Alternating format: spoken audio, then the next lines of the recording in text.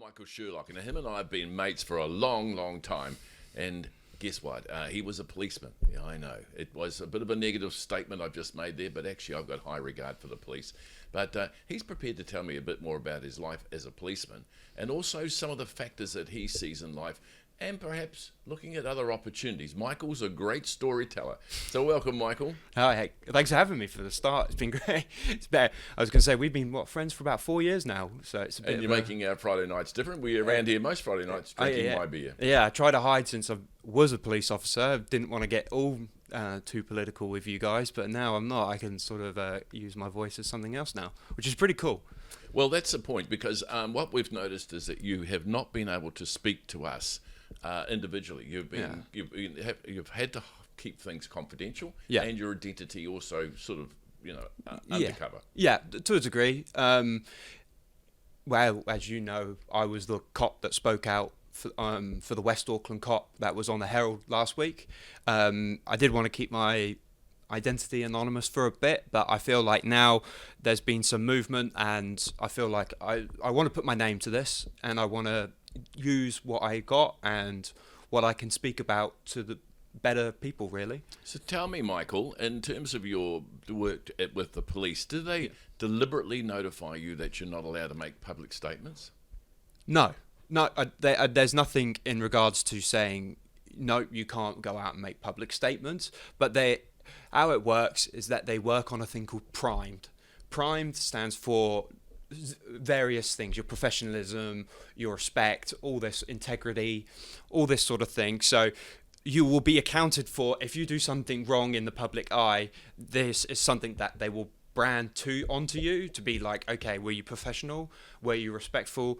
Is there any integrity? So built into that, there is an implied obligation not to go public with comments by saying, "Oh, guess what? I was in a big car chase on the weekend." And of course. I don't think the police, again, that shows your integrity is low, and your professionalism, that you can't hold a normal conversation without speaking about car chases, foot chases, and stuff like that. These things are meant to be not kept secret, but kept in with yourself, so that it doesn't never be brought so that it's negatively put towards the police. Now, Michael, the big subject in the media right now is ram raids, and look, that's been huge. I mean, if there's anything that's worrying the public right now, I'd hate to own a retail store. Oh, yeah, it's going. Look, ram raids have been going on for years. So have you been? I mean, when did you give up the police? Was it only a few weeks ago? Oh, only a couple months. Yeah, just a couple of months ago. Trust me, I've been to many ram raids myself. Oh, you have? I've been to ram raids myself. They're very prominent all over Auckland, but now it looks like it's going all over the country. Is it true they're mainly kids? Yes, it's mainly youth offenders. Juveniles. Yeah. Youth. I feel like the youth. COVID hasn't helped. I think being locked up, we can always blame something with COVID, but I think something along the lines with COVID has sort of brought this on with youth. I don't think listening to the media, listening to what the government want to do, just throw money at it to try and get these targeting teams, try to just keep throwing more money at it. Well, you're inviting this question, but I'm going to ask you, what's the answer then, big timer? What I believe is that you need to go lower. We need to go one step lower into what the problem really is. Where is the driver coming from? Why are the kids turning at 7 to 15? Why are they turning to this already? I think there's a driver really low that's deep down, that's almost a seed that's growing. And why is that growing? Where is it growing? To nip that in the bud. Stop throwing money at it, because chasing them down a rabbit hole all day, every day is not going to fix it. This is behaviour. Yeah. I mean, I can remember very clearly my thought patterns when I was that age. And I was looking for excitement, any excitement I could find. Yeah. And admittedly, I converted a few cars. But I mean, that was because I was just wanting that adrenaline pull. Now, they send young men into war for the same reason, because they're not frightened and they're not going to put up with shit. They're going to get in there and punch it out if they need to. Yeah. Whereas some of us old fellas are now thinking, well, is this the wise thing to do? Yeah. Now, so is it not? It is understandable. They're looking for excitement, and that's what's driving this. 100%. I understand that their thinking is quick, and it's it's on again on a dime. They want to do something fun, and they need to fulfill whatever they need to fulfill. It's something that there needs to be something that we can do at a lower level to build around them, rather than just send more money at police targeting teams, retail targeting teams. I get that. Yeah, catch it at one end. Let's get more cops on the other end to catch it. But also we need to work on the other end. But I don't hear anybody else talking about fixing the other end. That's something that needs to be done. Okay. What do you mean the other end? We need to get behind. We need to start from the beginning to fix it, not be fixing it at the end. Like when they're children, when they're born. Yeah, not when they're born, but what can we integrate at the start to help them in regards to maybe youth teams, youth. Well, us older people think, where's the parents? Exactly. I can recall being in the back of a Mark III Zephyr they had dynamite in the boot, and they were talking about burning down barns, and my head went, my parents wouldn't like this. Yeah. Why aren't those children thinking the same? My parents won't like this. Parenting styles are always different. You can't argue about these are bad parents. They're not bad parents. Their parenting style is just different. Is it a good parenting style? You don't know. But it's how they're brought up as well. It's a long linear line of how they're brought up to how they're brought up to how they're brought to next to next to next. You can't change people on how they bring up their children, but not how they bring up their children, but what they can do to bring their children into society. I think you can. It's this generation's lost. All right, I'll give it that. And their parents didn't have the skills, and I'm going to say that. But do you think we can, from a younger age of people, saying if you're going to have a child, your responsibility levels are huge, and the basics are going to include this and this and this and this. Are you going to fulfill those? Because those parents are not doing that right now, and maybe they don't know that these rules should be applied. A lot of people still, I would say a good 50% of people don't follow them rules with parenting. Because I haven't been into those homes, whereas you have. I've been into them homes. Yeah, I've seen all of it firsthand. I've arrested youth offenders. I've arrested even their parents. I've seen what these. Well, then tell me this: do those parents love their kids? Yes, 100%. Even these hard asses, once warriors type people, 100% love their children. In some degree, yes, 100%. Again, it might be tough love, but they do. It is a family. You can't. There's something that needs to be done from a social. Let's spin it again. Something needs to be done from a social aspect rather than a monetary aspect. Something needs to be done socially to change it. So look, let me just put it from a gang member's perspective. Your loyalty lies with the gang. Yeah. The loyalty lies with the fundamental rules of that gang. Yeah. Which may be, death before dishonor or something like that. And to the brand. Yeah. Whereupon with your family would come second almost to that. I would think in some case they may even teach that. Yeah. We've seen in the movies where the guy will actually shoot his own family to save the gang getting them. It's because they know that's his vulnerable spot. It's just awful stuff. Yeah. But do you think that's what really is in some of these parents' head? That their children are second to another pledging or perhaps a priority in life? Their mates down the pub or their mates, sharing some. It's hard to say. They're youths, like you said. They've got not small attention spans, but they have a growing attention span that needs to be worked on.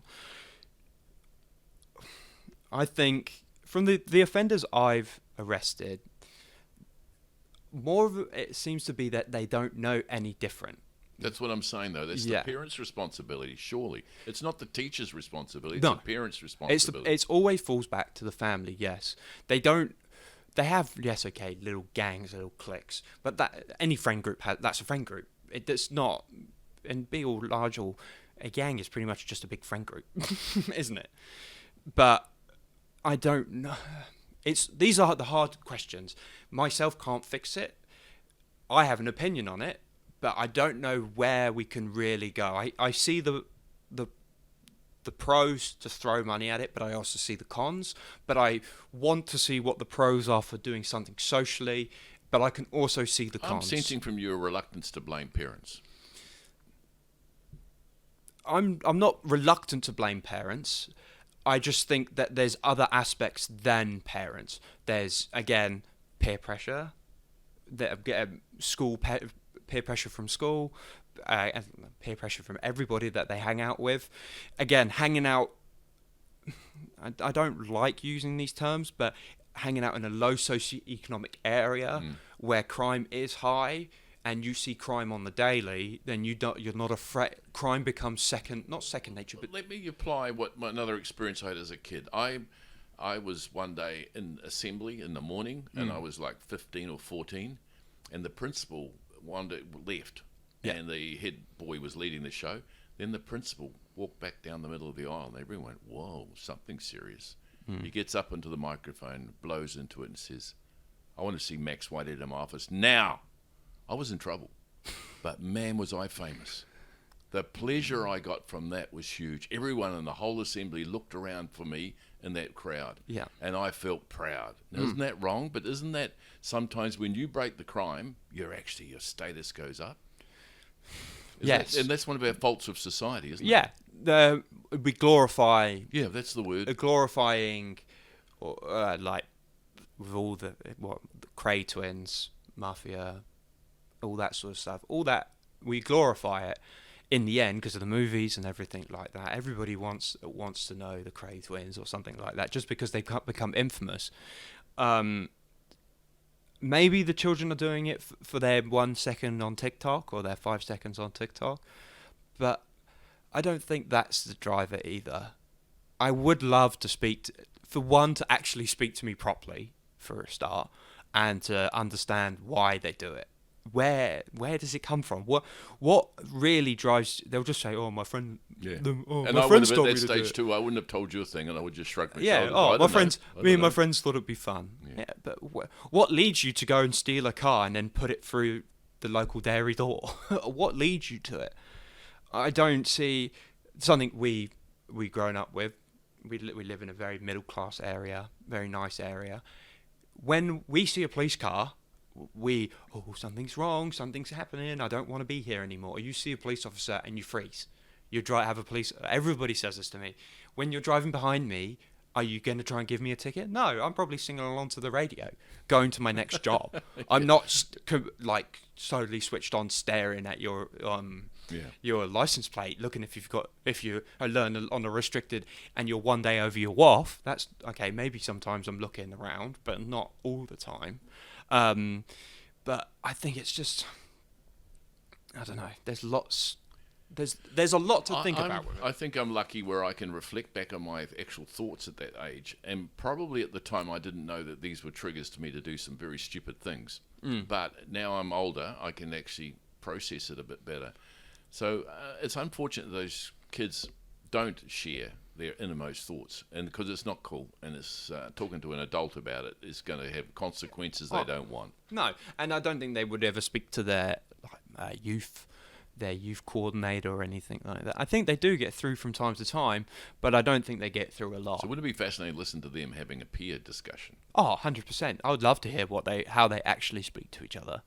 And that wouldn't be hard to do. You can't wiretap people, Max. Wiretapping is well above what we can do. Yeah. But I just.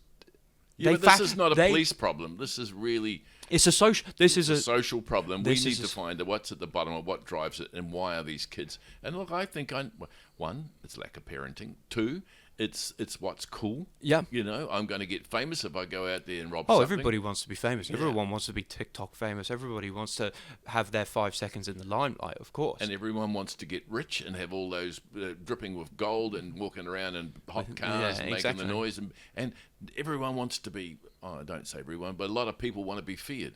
They walk around and respected. That's the better word, right? Yeah. They want respect and looked up to like a top gang member. Those are the things I think that are driving it. Would you agree with all that? I would agree with a good chunk of them, yeah. I think all of them, again, I agree with I find it hard to agree with the parenting.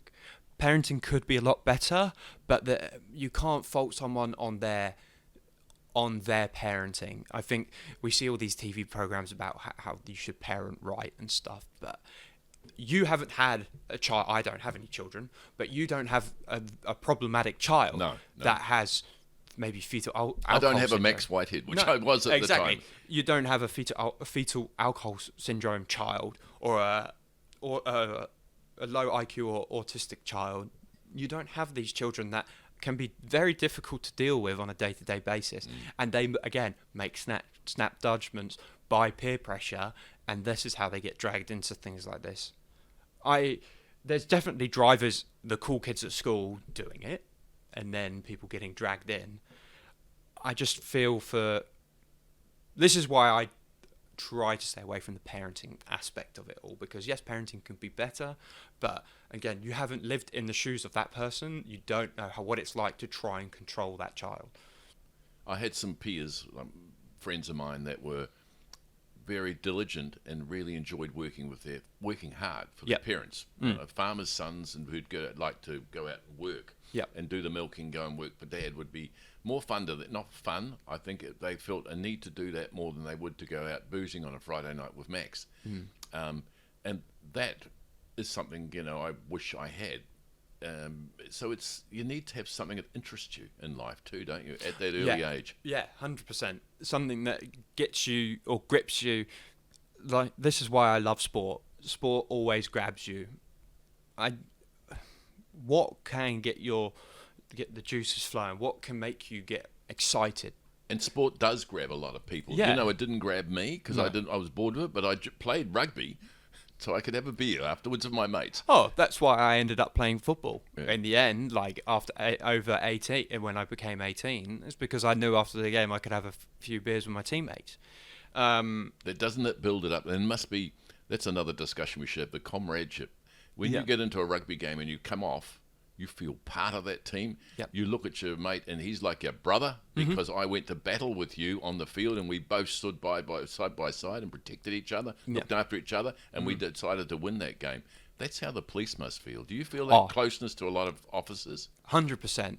Especially after high-level jobs. If you've been with someone on a high-level job through thick and thin, you do get a very close bond with a couple of people.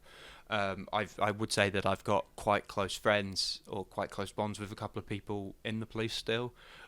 We've done some high-level jobs together, and I will always remember them for it, and hopefully they will always remember me. Camaraderie is massive in the police. It's like any force. Army, you need that bond between you and your peers to get the job done. I remember the war stories for that. If I'm in the trenches, I want this person behind me back holding my back. You're back to back, which maybe some training you guys done in the police force, but you want to know you've got someone there you trust. And once you do, that bond's there. You can trust them. And like we talked about right at the start, the anxiety drops, the complacency drops. Then you're laser focused. The trust is there. Once the trust is all there, a well-functioning team will always work with great trust. If you don't have great trust or a great bond with most people in the team, then you're just not going to work in sync, and that's when all this stuff starts falling apart. Listen to that, folks. You know what? We should go out on that with some song about trust, because that was really good words of wisdom there. Yeah. So thank you, Michael Sherlock. Right. I think you have done a great job, and let's get back and have some more discussion. 100%. I've been, like I said, the Herald talk was great, and I just want to speak out a bit more, really, to everybody else out there. So, yeah. And they want to hear from you. I can promise you that. Thank you very much.